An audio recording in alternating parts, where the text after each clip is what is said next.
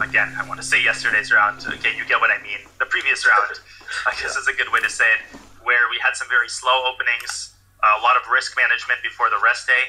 Today we're seeing a lot of 1e4. We're seeing a lot of aggressive lines by both colors, and a lot of innovative ideas in the opening. Yes, the last move, David, was knight, which came from d2 back to its initial square.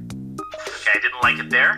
Let's try to see greener pastures on c3, and you were absolutely correct. This was a bishop's opening, and a traditional bishop's opening. It didn't transpose into the Italian, as the bishop's opening tends to do sometimes. I'll rewind a little bit just to give people some context. How did we get here? Bishop's opening, bishop c4 on move 2, knight f6, d3, c6, which is a very ambitious way to meet the bishop's opening, going for full central control with d7, d5, knight f3, d5, bishop b3. Yes, this is traditional theory. There's a known trap here, David, for newer players. If black plays d takes e4, do not, under any circumstances, take on e5 because of the fork, but instead I think after knight g5, black is actually in quite a bit of trouble. There's no good way to defend the f7 pawn. So Wei, of course, bishop b4 check, bishop d2 trade, a5, a4, knight bd7, completing their development, rook e1, rook e8. Now the trade in the center, very interesting, and knight b1 on the board. And wow, they've made like six more moves while I've been explaining this. b6 by Jan, knight comes around to c3, and all the way up to b5.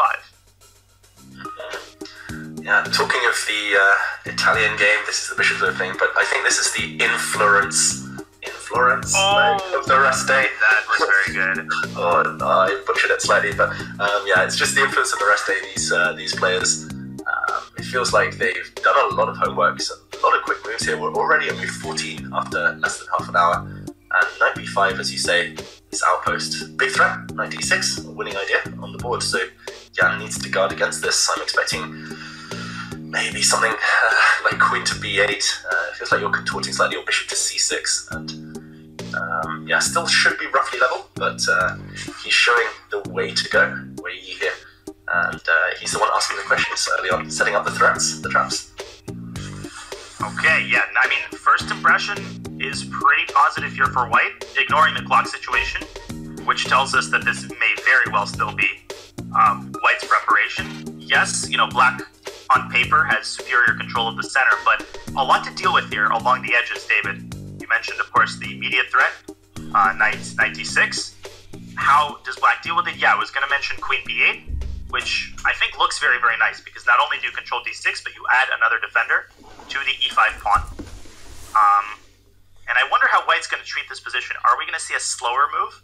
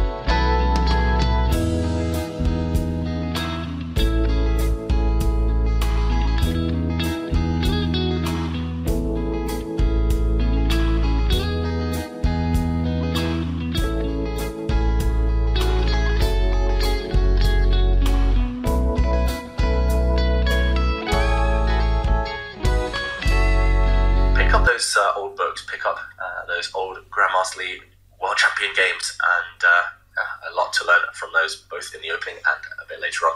In the meantime, Wijk against Jan Nepomniachtchi. Wijk, he's on a king march. Will he be successful with this? Will the king be coronated at the end? And will Nepomniachtchi's defenses crack? You see on the camera, it's black to move. Nepomniachtchi is going to save him here. He's stuck, frozen, unable to find a good plan, because there is none. Yes, there was a brief glimmer of hope, I think, when Wei allowed that queen on d2, but he disarmed it so expertly, just very adroit, getting the king to g5, patient, and this is just a beautiful example of positional domination. Every piece is on its proper spot. The knight is dominating. Black, again, has no moves. Rook d8 tried by Nepo. He has to try to force, ironically enough, he's now begging White to take on f7 to please give me like a square for my pieces. And I think knight takes f7, maybe he wants rook c8. Somehow he needs to muddy the waters in White's time pressure.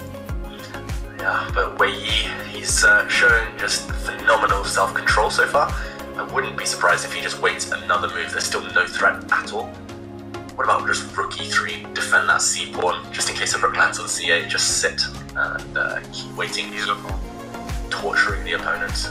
I'm sure there's better, I'm sure there's others, but Wei Yi doesn't need to rush. Again, instructions for everyone at home, just when you've done the hard work, control. Just don't give the opponent any counterplay.